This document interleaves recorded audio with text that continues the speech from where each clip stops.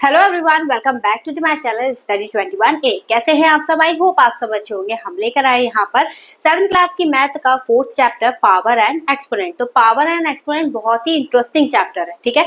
इसमें हम जानेंगे कि पावर कैसे वर्क करती है, ठीक है, किस हिसाब से वो मल्टीप्लाई होती है, कब वो ऐड होती है, कब वो सब्ट्रैक्ट होती है, वो सब हम सीखेंगे इस चैप्टर में। तो इस चैप्टर के कंप्लीट होने के बाद आपके पावर और एक्सपोनेंट की जो भी कंफ्यूजन है वो दूर हो जाएगी, ये मैं गारंटी ले रही हूँ आपकी, ठीक है। तो चलिए शुरू करेंगे। सबसे पहले देखिए, यहाँ पर अगर हम किसी भी नंबर को शो कर रहे हैं पावर की फॉर्म में, जैसे हमने मान लिया कि a की पावर क्या है, m है, ठीक। तो ये जो है जिसके ऊपर पावर लगी होती है उसे बोलेंगे हम बेस, ठीक है।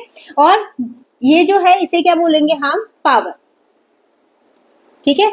इस पूरी फॉर्म को हम बोलते हैं एक्सपोनेंशियल फॉर्म, ठीक है। तो कोई भी चीज अगर आपको पावर के फॉर्म में दिखाई दे रही है तो वो होता है उसका एक्सपोनेंशियल फॉर्म। अब यहाँ पर इसे आप एक्सपोनेंट भी बोल सकते हैं इसकी पावर को, ठीक है। अब देखिए पावर और ये बेस वर्क कैसे करता है। जैसे अगर आपने यहाँ पर लिखा 2 इंटू 2 इंटू 2 इंटू 2, कोई भी नंबर है जितनी बार रिपीट हो रहा है, जैसे 1 2 3 4 5, तो हम इसे क्या लिख सकते हैं की पावर 5, ठीक है। मतलब 5 पावर का मतलब ये है कि वो नंबर जो है जितनी उसकी पावर है वो उतनी टाइम क्या कर रहा है, मल्टीप्लाई कर रहा है, ठीक है। अब यहाँ पर कंडीशन कैसे कैसे अप्लाई होती है कि जब हम दो नंबर को मल्टीप्लाई करेंगे तो उनकी पावर का क्या होगा, ठीक। जब हम उन्हें डिवाइड करेंगे तो उनकी पावर का क्या होगा, अगर पावर मल्टीप्लाई होंगी भी या नहीं, तो वो हम देखते हैं अब इसके बाद।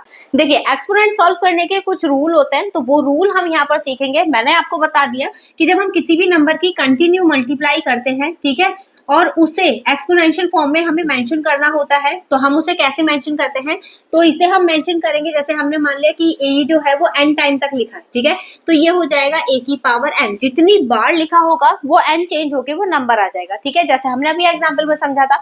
अब इसके बाद अगर दो नंबर आपको दे रखे, ठीक है, तो बेस मैंने आपको बताया था, बेस क्या होता है, जो इसका नीचे वाला पार्ट होता है, ठीक है। अगर बेस सेम है, जैसे यहाँ पर देखिएगा, अगर बेस a की पावर कितनी है, m, ठीक है, a और m जो है मैं एज अ फॉर्मूला आपको बता रही हूँ। यहाँ पर नंबरिंग भी हो सकती है, नंबर के अकॉर्डिंग हमें कैलकुलेट करना पड़ेगा, या फिर वेरिएबल भी दे रखा है तो वेरिएबल के अकॉर्डिंग कैलकुलेट करना पड़ेगा, ठीक है। अब यहाँ पर देखिए a की पावर क्या है, m, और यहाँ पर a की पावर क्या है, n। बेस देखिए दोनों का सेम है। जब बेस सेम होता है तो मल्टीप्लाई में जो पावर्स होती हैं वो हो जाता है ऐड, ठीक है, दोनों पावर ऐड हो जाएंगे। अगर बेस जितनी भी मल्टीप्लाई हो रही है, अगर बेस सबके सेम है तो सबकी पावर क्या हो जाएंगी, ऐड हो जाएंगी, ठीक है। अब इसके बाद अगर डिवाइड हो रहा है तो क्या होगा, तो आपको पहले फर्स्ट ऑफ ऑल ये चेक करना है कि इसकी जो पावर है, सॉरी इसका जो बेस है क्या वो सेम है, क्योंकि जो मैं रूल आपको बता रही हूँ वो सेम बेस पे अप्लाई होते हैं हमेशा, ठीक है। तो यहाँ पर देखिए a की पावर क्या है, m, यहाँ पर a की पावर क्या है, n। पावर चेंज है बट बेस क्या है, दोनों का सेम है, तो हम उसे लिख सकते हैं a की पावर, डिवाइड की कंडीशन में है, ठीक है, ये हो या फिर ऐसे करके लिखा हो डिवाइड बाय n, ठीक है, ऐसे करके लिखा हो तो दोनों कंडीशन डिवाइड की मानी जाती है। उस कंडीशन में जो पावर होती है, ऊपर वाली पावर आगे रहेगी हमेशा, ठीक है, वो हो जाती है माइनस, पावर माइनस हो गई, ठीक है। बस अब फिर उसके बाद इजीली कैलकुलेट करना है। अब कंडीशन है कि पावर के ऊपर पावर देंगे तो क्या करें हम, तो यहाँ पर देखिए a की पावर m, ठीक है, हमने ब्रैकेट लगाया और उसके ऊपर एक और पावर लगा दी। अब इसको कैसे करें, क्योंकि यहाँ पर तो बेस दे ही नहीं रखा है हमें, बट ब्रैकेट तो दे रखा है। जब आप ब्रैकेट हटाएंगे तो यहाँ पर हो जाएगा a की power m into multiply n, ठीक है। अगर आपको इस फॉर्म में कोई भी नंबर दिखाई दे रहा है जिसकी पावर एज ए ब्रैकेट अलग हो रही है, ठीक है, तो वहां पर जो ब्रैकेट हटेगा तो वहां पावर हो जाएगी मल्टीप्लाई, ठीक है। अब इसके बाद एक कंडीशन और होती है कि यहाँ पर देखिए मैंने दो बेस ले लिए, दो नंबर ले लिए मैंने जो मल्टीप्लाई में, अगर कुछ बीच में नहीं होता ना दो नंबर के बीच में, तो हमेशा मल्टीप्लाई काउंट होता है अगर 2 डिजिट का नंबर नहीं है तो। यहाँ पर देखिए ये ले लिया और पावर कहाँ लगा दी, मैंने एक जगह लगा दी, बट यहाँ पे तो दो बेस यूज हो रहे हैं, तो हम जब इन्हें बेस के जरिए अलग अलग करेंगे तो ये हो जाएगा a की पावर m इंटू b की पावर m। अब आप कहेंगे कि मैम इनकी पावर ऐड क्यों नहीं हुई, यहाँ पर क्यों ऐड कर ली, तो मैंने फर्स्ट कंडीशन आपको बताई थी कि यहाँ पर जो बेस है ना इसका वो अलग अलग है, ठीक। तो हम क्योंकि पावर इन दोनों की सेम है, बेस अलग अलग है, इसलिए पावर मैंने एक जगह लिख ली। अगर यहाँ पर कंडीशन कुछ ऐसी होती है a की पावर m b की पावर n, तो इसका मैं कुछ नहीं कर सकती, ये एज इट इज ऐसी रहेगा, क्योंकि यहाँ पे बेस भी अलग हो गया और पावर भी। अगर बेस सेम है तो पावर ऐड हो जाएगी, अगर पावर सेम है बेस अलग है तो वो पावर एक जगह आ सकती है, ठीक है, ये हो गया। अब इसके बाद एक कंडीशन और होती है कि जैसे अगर आपको पावर माइनस में दे दी a की power minus one, sorry a की पावर माइनस n, n की जगह कोई भी नंबर हो सकता है, ठीक है, a की जगह कोई भी नंबर हो सकता है, लेकिन मेन जो है वो ये है कि अगर पावर माइनस में दे रखी है तो क्या करेंगे आप।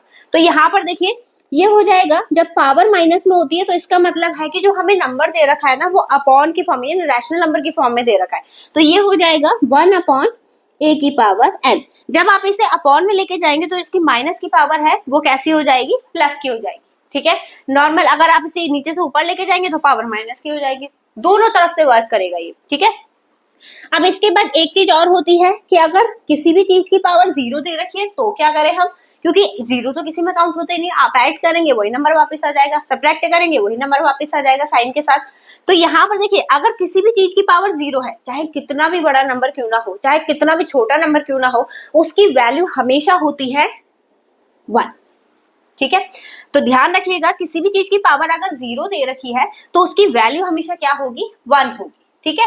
तो यहाँ पर हमारे जो कुछ मेन फॉर्मूला है वो मैंने यहाँ पर आपको नोट करवा दिया, इसे नोट कर लीजिएगा अच्छी जगह, मतलब जहां पर आप इसे सॉल्व करते समय जो यूज कर सके, ठीक है, ऐसी जगह पर इसे नोट कर लीजिएगा। और हाँ, अब यहाँ पर हमने फॉर्मूला सीख लिया, यहाँ पर हमने सीख लिया है चैप्टर 4 से जितने भी इंपॉर्टेंट फॉर्मूला हैं, ठीक है, जो यूज होंगे एक्सरसाइज में, वो हमने सब यहाँ पर सीख लिया। आप इसे बहुत अच्छी जगह नोट डाउन करके रखिएगा और जब मैं एक्सरसाइज सॉल्व करवाऊँ ना तो इसे सामने रखिएगा, ताकि आपको जैसे जैसे मैं फॉर्मूले बताते जाऊँ आप वैसे वैसे यूज कर सके इसे, ठीक है। तो आई होप आपको वीडियो पसंद आई होगी। आपको वीडियो कैसी लगी कमेंट सेक्शन में जरूर बताइएगा। और हाँ, नेक्स्ट वीडियो की अपडेट पाने के लिए वीडियो को लाइक, चैनल को सब्सक्राइब जरूर से कर लीजिएगा ताकि आपका कोई भी क्वेश्चन मिस ना हो। तो चलिए मिलेंगे अब इससे नेक्स्ट वीडियो में नए क्वेश्चन के साथ, तब तक के लिए धन्यवाद।